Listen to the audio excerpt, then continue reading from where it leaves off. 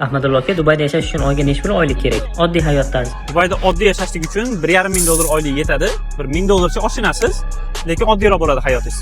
Yaxshiroq hayot tarzi uchun. Yaxshiroq yashashlik uchun $2,500 kerak. Shunda yaxshiroq joyda yashaysiz va o'zingizni mayda-chuyda chiqimlaringizga ham bemalol yetadi. Oilangiz bilan oddiy holatda yashash uchun. Oddiy holatda oilangiz bilan yashashlik uchun bir $3000 oylik yetadi. Shekaroq joyda yashaysiz, lekin oilangiz o'zi bilan bo'ladi.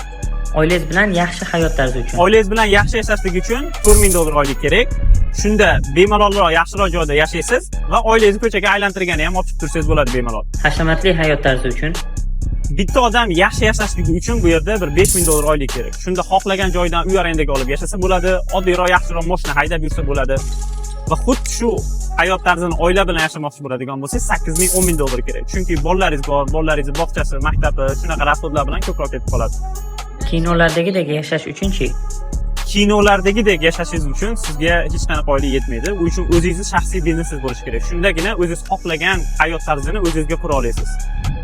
Nima deb o'ylaysiz? Siz orzu qiladigan hayot tarzi uchun necha pul oylik kerak?